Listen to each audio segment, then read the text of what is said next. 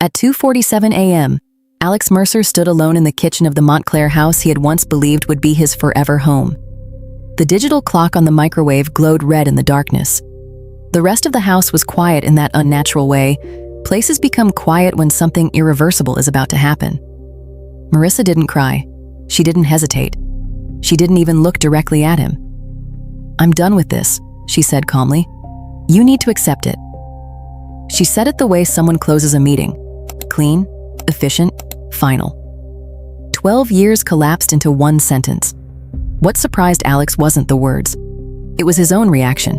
No shouting, no pleading, no desperate questions. Instead, something inside his chest seemed to lock into place. Cold, precise, like a vault door closing. And in that moment, he understood something disturbing. Part of him had been expecting this. This wasn't going to be a story about saving a marriage. This was going to become a story about what happens when someone stops trying to save something already dead. The Montclair house had once been their shared victory symbol. They bought it 7 years earlier when life still looked predictable. Saturday coffee on the terrace, early mortgage payments, landscaping projects, weekend dinner parties. On paper, they had everything. Alex managed operations for North Star Automotive Group, one of the largest dealership networks in the Denver metro area. Long hours, high pressure, real responsibility. Marissa was an HR director at Cyberloom Technologies, a fast-growing software firm riding the tech expansion wave. Structured, strategic, ambitious, 2 strong incomes, no children, a property increasing in value every year. From the outside, they looked stable, successful, untouchable. But standing there now, Alex saw something different. They hadn't suddenly become strangers. They had been drifting apart for almost a year. They just hadn't admitted it. The signs had been subtle at first. Marissa started staying late at work. Then came the mandatory weekend conferences. Trips to San Francisco, Austin, Chicago. Always justified, always scheduled, always reasonable. Except patterns don't lie. She stopped laughing at his jokes, stopped asking about his day, stopped touching him unless appearances required it. Their bedroom became territory instead of intimacy. One bed divided into invisible borders. Physical closeness reduced to rare, mechanical interactions that felt more like obligations than connection. Alex told himself what most people tell themselves. Stress, career pressure, temporary distance. But somewhere underneath the explanations, he already understood the truth. He just hadn't wanted to say it out loud. Everything finally surfaced one Thursday in mid-October. Alex got home just after 7, exhausted. Grease still faintly under his fingernails from dealing with a catastrophic engine failure caused by a client who had ignored every warning light for months. Marissa stood in the kitchen drinking champagne from one of their wedding crystal glasses. Still dressed in a tailored cobalt suit that made her look more like a litigation attorney than someone coming home to a spouse. She didn't greet him, didn't ask about his day, didn't even turn fully toward him. "I'm done sleeping with you," she said flatly.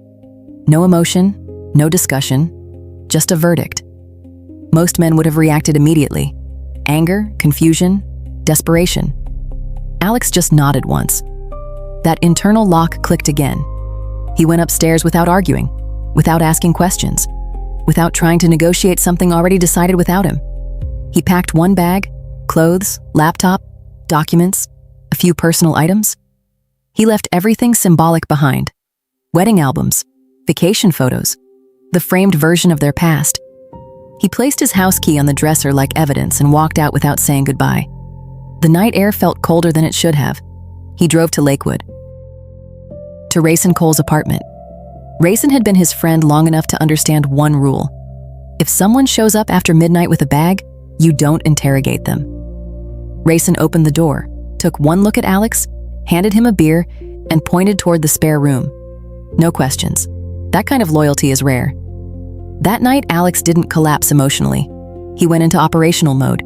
He spread bank statements across the kitchen table, logged into accounts, copied records, moved personal funds, set transaction alerts, limited joint card exposure. No drama, just containment. Precision instead of revenge.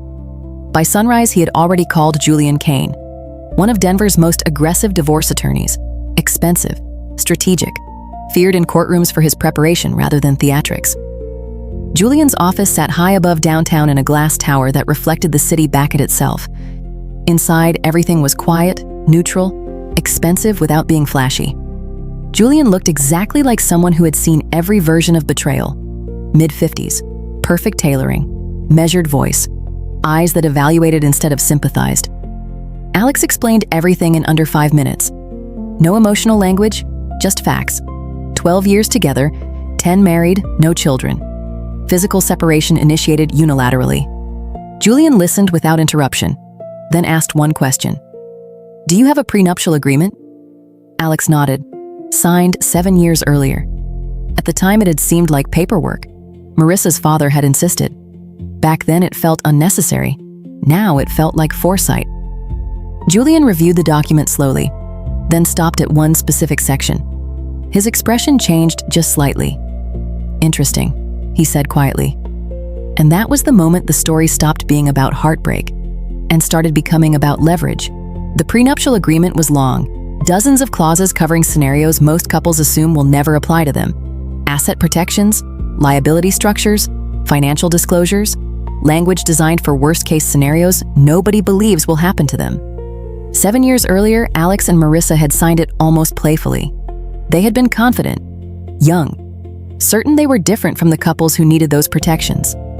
Buried deep in the document was one clause neither of them had taken seriously at the time: infidelity. If either spouse could prove betrayal, the cheating party would forfeit the majority of marital assets. Back then, it felt theoretical. Now, it felt surgical. Julian Kane didn't react immediately when he found it. He read the section twice, one finger slowly tracing the paragraph like a man confirming coordinates before making a move. Then he leaned back slightly. "Do you have reason to believe your wife has been unfaithful?" The question was calm, not emotional, not sympathetic, strategic. Alex didn't rush his answer. "I don't have proof," he said, "but I have patterns." Julian nodded. "What kind of patterns?" Alex listed them the same way he would list mechanical failures during a diagnostics report. Late nights that didn't match schedules, trips that appeared suddenly, new attention to appearance that wasn't directed toward him, private phone calls taken in separate rooms, passwords changed without explanation, and the most telling sign of all, emotional absence. Not anger, not conflict, replacement. Julian didn't interrupt once. When Alex finished, the attorney steepled his fingers. "Then this isn't a marriage problem," he said calmly. "It's an evidence problem." Alex didn't respond. Julian continued. "If she's cheating and we document it, this becomes procedural, predictable, efficient. If not, it becomes emotional. And emotional cases are where people lose money." A pause. "Then the real advice, do not confront her." Julian's tone hardened slightly. "Do not accuse her. Do not hint. Do not try to fix anything. People destroy evidence when they feel exposed." Another pause. "When people believe they are safe, they make mistakes." Alex signed the retainer agreement 10 minutes later. No hesitation, no drama. Just another contract marking the end of another illusion. Outside, the city noise felt sharper, like everything now existed in higher contrast. He had one objective now: find proof, and do it before Marissa realized he wasn't coming back to negotiate. The interesting thing about highly intelligent people is how much they trust their own narratives. Marissa had always believed she was the strategist in their relationship. Corporate executive, leadership meetings, structured thinking, career trajectory. Alex was operations, execution, the one solving problems after others made mistakes. She assumed that made her untouchable. She forgot something important. Operations people see everything. 2 days later, Alex returned to the Montclair house. Not emotionally, methodically. He waited until her weekly executive meeting window. Her calendar had always been predictable. Structure was part of her identity. Her car wasn't in the driveway. The neighborhood looked unchanged. Sprinklers ticking across lawns, someone jogging past with headphones, a delivery van idling, normal life continuing as if nothing had fractured. His key still worked. That alone told him something. She hadn't changed the locks because she still believed she controlled the narrative. In her mind, he was processing emotions, not preparing strategy. The house smelled faintly like her perfume mixed with citrus cleaner. For a brief second, Alex just stood there listening. Silence. No television, no movement. It no longer felt like home. It felt like a site investigation. He moved slowly through the rooms, noticing small changes invisible before. A new throw blanket. A wine bottle he hadn't purchased. Receipts partially hidden. Nothing definitive, but data points. The home office was his real destination. Her old laptop still sat exactly where she had abandoned it months earlier, replaced by newer encrypted devices she now carried everywhere. Most people assume replacing technology erases history. It doesn't. Not if someone knows what they're looking for. The laptop powered on instantly. No password. Another mistake. The desktop appeared frozen in time. Old spreadsheets, archived notifications, cloud sync still active. Alex didn't rush. Rushing causes errors.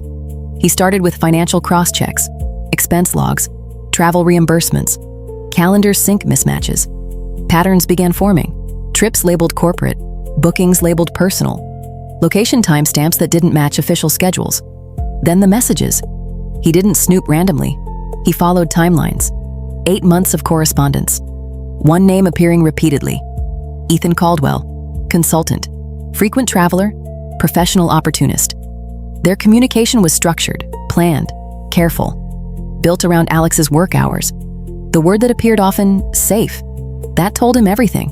The sexual messages weren't what affected him most. They were predictable. The tone was worse.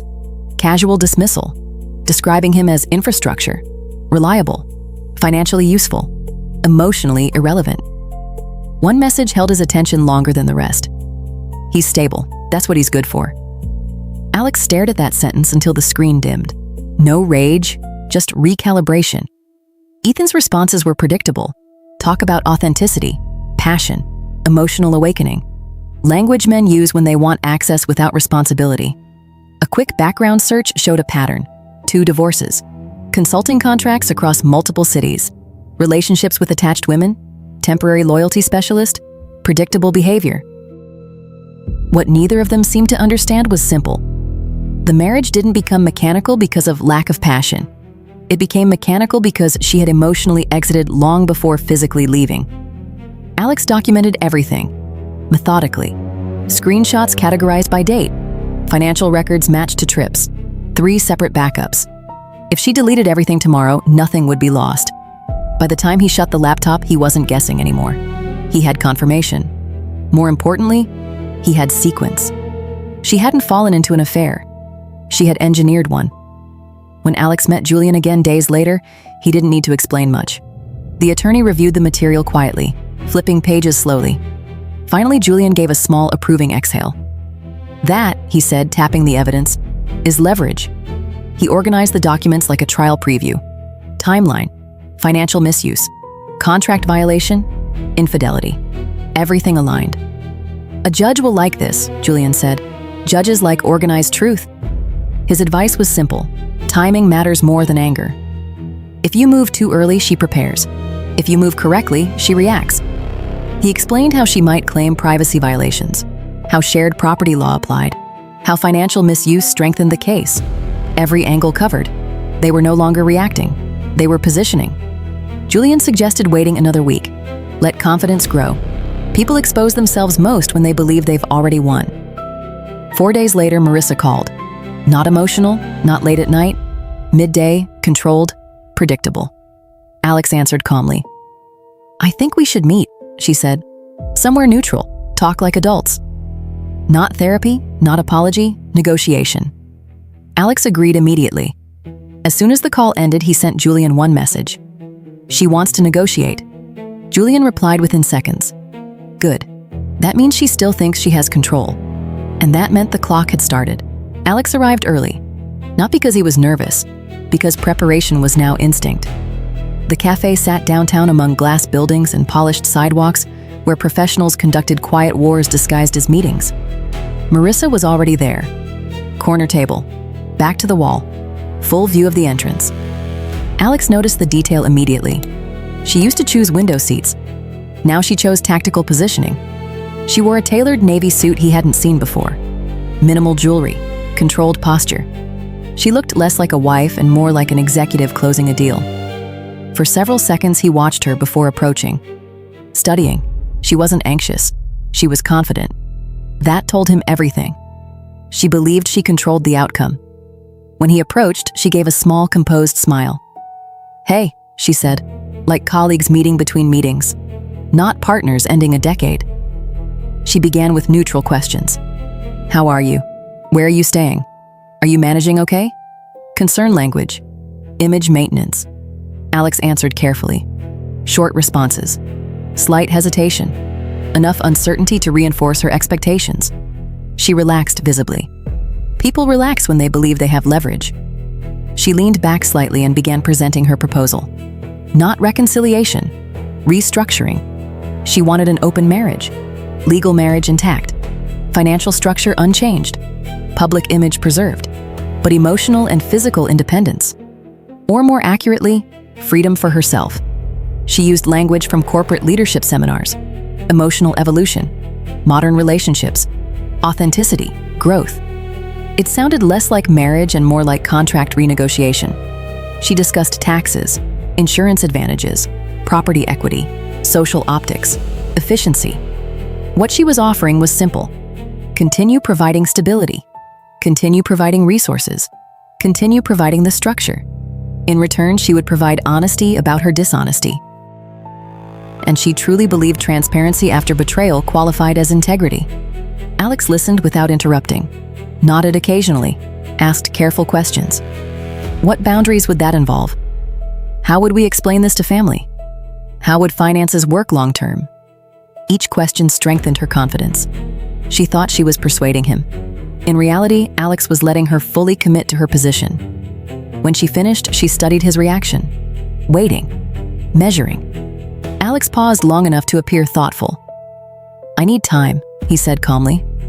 "I don't want to react emotionally. I want to think logically." Exactly what she wanted to hear. Relief crossed her face. Not affection. Relief. She reached across the table and squeezed his hand. "I knew you'd be reasonable," she said softly. Meaning, "I knew you wouldn't fight." She left the cafe convinced she had successfully repositioned the marriage into something she could control. What she didn't know, Julian had already prepared the divorce filing, evidence indexed, strategy mapped. Her confidence wasn't protection. It was exposure. They waited 3 days, not for evidence, for psychology. Julian chose the moment, her quarterly executive presentation, board present, leadership team watching, maximum professional exposure, 10:30 a.m., peak authority moment. That's when the process server entered the conference room. Neutral expression, legal envelope, requested her by full name, witnesses everywhere. According to the report, she froze mid-sentence, signed automatically, opened the envelope, read the first page, and lost color instantly. Reality doesn't arrive gradually when evidence is complete. It arrives all at once. She left the room, closed the door, and her narrative collapsed in a corporate hallway.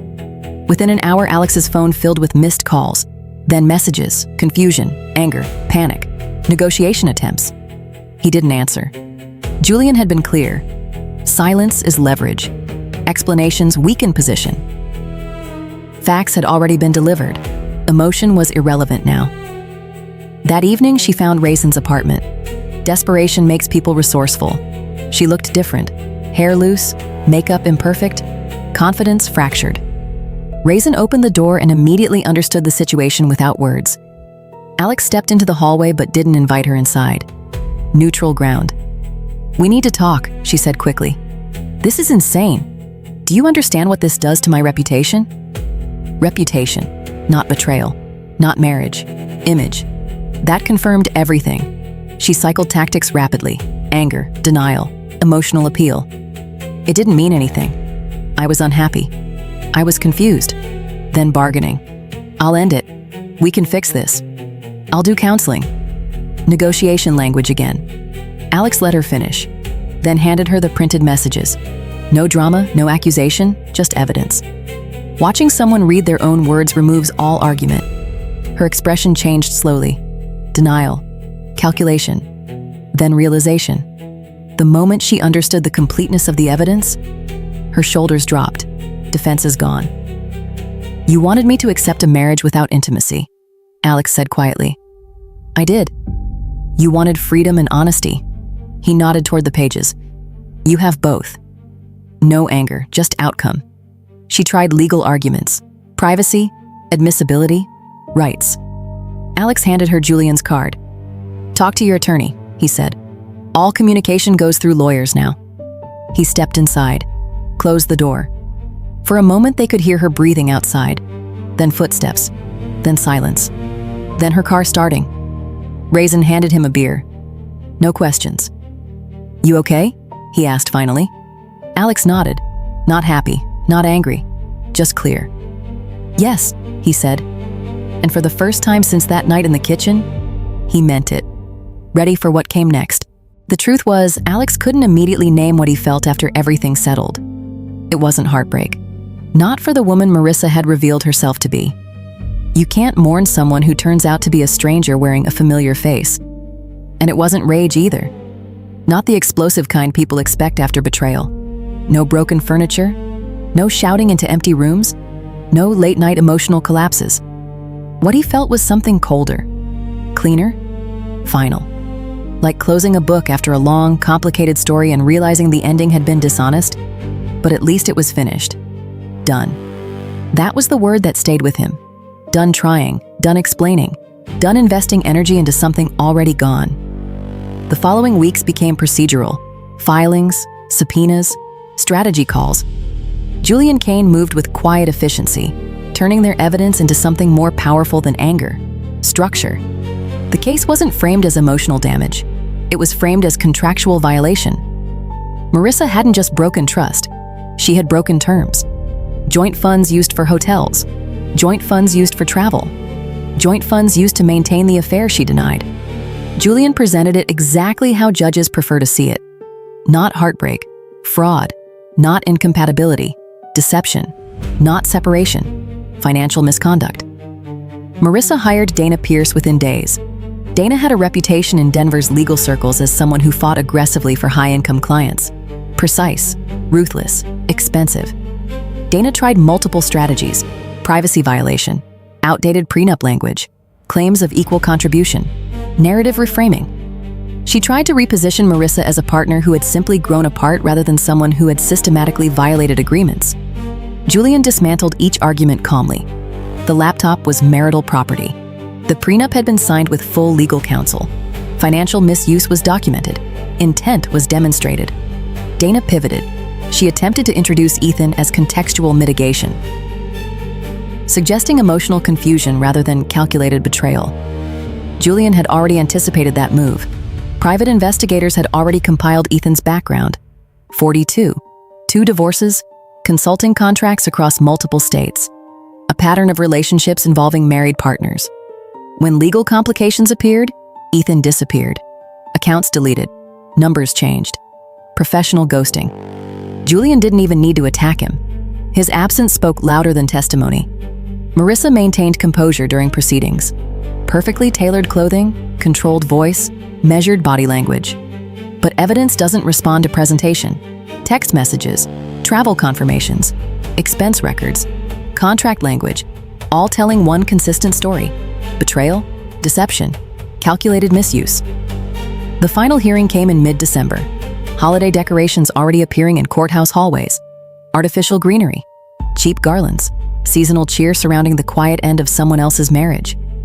By then, the outcome was procedural. The judge, a woman in her late 60s with decades of experience watching marriages collapse, reviewed the file with the expression of someone who had seen every variation of the same story. Her ruling was direct. The prenup stood, infidelity proven, contract terms enforced. The Montclair property, primarily financed through Alex's income, awarded accordingly. Joint assets divided per agreement. Marissa received a settlement reflecting her initial contributions, far less than the equal division she had expected. She remained motionless while the decision was read. Dana took notes. Julian simply closed his folder. Alex felt nothing resembling victory. No triumph, no satisfaction, just exhaustion. 10 years of marriage, 8 months of deception, 6 weeks of legal conflict, resolved in under 20 minutes. 3 weeks later, he sold the house. Not because he had to, because staying would have meant living inside a museum of false memories. Every room held echoes of conversations that now felt scripted. Every corner reminded him of a version of reality he now knew had been incomplete. A young couple bought it. Both aerospace engineers, optimistic, excited, talking about future children during the walkthrough. Alex wished them well. He recognized the optimism in their voices. He remembered having it himself. The Denver market worked in his favor. The house sold above asking. Mortgage cleared, clean exit. He relocated to Boulder, close enough to commute, far enough to avoid accidental encounters. His new place was smaller, simpler. A townhouse facing the foothills. Minimalist, quiet, no shared history. Just space to think. The divorce finalized in January. No confrontation, no dramatic closure. Just an email from Julian confirming completion. That night, Alex went to a steakhouse alone, ordered bourbon, sat among strangers who knew nothing about him and expected nothing from him. Relief felt too simple to describe what he felt. Sadness would have been easier. But he didn't miss her. He missed the future he had believed in. The version of her that had existed before reality corrected the story. That illusion was gone now. In February, Marissa reached out, first through social media, then through a blocked number. Her message balanced between apology and negotiation. She said she had made mistakes, said she had learned, suggested closure, suggested maybe rebuilding something different. Alex agreed to meet, neutral location. But this time he chose the place. She arrived looking different, thinner, less composed. The corporate confidence replaced by something more human and less certain. Her clothes fit looser. Her voice lacked certainty. She tried apologies first, then explanations, then reframing. Alex listened briefly, then raised his hand slightly. Not aggressively, just enough to pause the performance. "Marissa," he said calmly, "once I believed in us. But this wasn't about growth. It wasn't about self-discovery." He spoke without anger, just clarity. "You wanted security and excitement at the same time. You wanted stability while exploring alternatives. You treated me like infrastructure, something reliable you could step away from and return to." Her eyes filled. He continued, "That wasn't confusion. That was choice." A long pause. "When consequences arrived, you weren't upset about hurting me. You were upset about losing control." Silence sat between them. "The divorce is final. The house is sold. Our life is over." No bitterness, just conclusion. "You wanted freedom," he said quietly. "You have it now. Just without my support, my income, or the stability you took for granted." Her composure finally broke. Tears she couldn't control. She asked if there was any way back. Alex shook his head gently. "Foundations matter, and ours is gone." He left without drama, without looking back. Months later, he heard she had moved west, taken a new job, reinvented herself publicly with carefully curated growth narratives. Ethan disappeared into another chapter. Alex didn't follow either story. His own life improved quietly, not dramatically, gradually. Promotion at work, general manager position, higher income, more autonomy, less chaos. He wasn't just recovering, he was stabilizing into something stronger. Not the life he had planned, but a life that was entirely his. In the months that followed, Alex began rebuilding parts of his life he hadn't realized he had slowly abandoned. Friendships came first. People he had stopped calling. Messages he had meant to answer. Invitations he had once declined because marriage had seemed like enough of a social life. He started reaching out again, not dramatically, just small things. Coffee with an old colleague, a weekend barbecue, a conversation that didn't revolve around schedules or obligations. He joined a hiking group mostly because it required nothing except showing up and walking. No expectations, no emotional negotiations, just miles of trail and people who talked about weather, gear, and where to find the best views. He met people who weren't complicated, people who weren't hiding anything, people who weren't performing. For the first time in years, conversations felt simple again. He dated occasionally, nothing serious, just dinners, conversations, laughter without subtext, women who were interesting without being strategic, curious without being calculating, present without evaluating what he could provide. And slowly he learned something unexpected. Being alone wasn't the same as being lonely. Loneliness had existed inside the marriage. Solitude felt different. Solitude felt honest. He began to understand something most people learn too late. Marriage isn't a destination. It isn't proof you've arrived somewhere. Sometimes the bravest decision isn't fixing something broken. Sometimes it's walking away from something that can't be repaired. About a year after the divorce, Alex found himself on a rocky trail outside Estes Park. Late afternoon sunlight stretched across the mountains, turning the ridgelines into silhouettes against a sky slowly turning gold. The wind was cold enough to remind him he was alive. For a long time, he just stood there. No phone, no noise, just distance. His life had changed in ways he never would have predicted. The perfect house, the stable marriage, the curated version of happiness they once presented to the world. All of it had been structure, not reality. Out there, with nothing but open sky and stone under his boots, things felt different, simpler, true. He had lost a wife, lost a home, lost a decade he once thought was permanent. But in losing those things, he had gained something harder to measure. Proof. Proof he could survive betrayal. Proof he could endure collapse. Proof he could rebuild without becoming bitter. Marissa had chased excitement, authenticity, freedom, and she had gotten it, just not in the way she imagined. She got the freedom that comes from watching stability disappear. She got the reality that affairs don't build futures. They borrow time. Ethan moved on. Fantasy dissolved. Life continued. Alex gained something different. Clarity. Self-respect. The knowledge that he had never begged, never negotiated his dignity, never accepted less than he deserved just to keep something alive that was already gone. He didn't win. He didn't lose. He corrected course. The Montclair house was gone now, owned by a young couple who talked excitedly about renovations and future children during closing. He saw himself in their optimism and quietly hoped they would be luckier. The marriage that was supposed to last forever had lasted just long enough to teach him what forever should never look like. And the woman he once believed he knew had revealed herself as someone else entirely. What surprised him most? He didn't miss her. Not really. What he had missed was the idea, the story he thought they were writing together. But stories change when truth enters them. The mountains didn't change.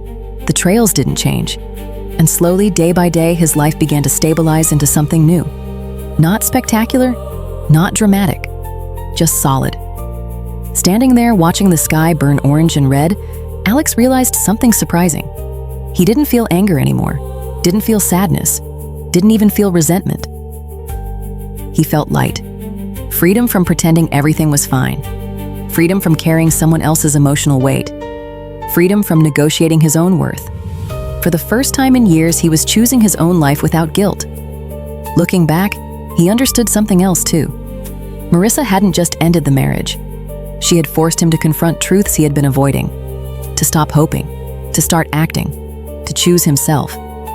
The divorce had cost him money, time, trust, but it had returned something far more valuable: agency, the ability to walk away from what diminished him.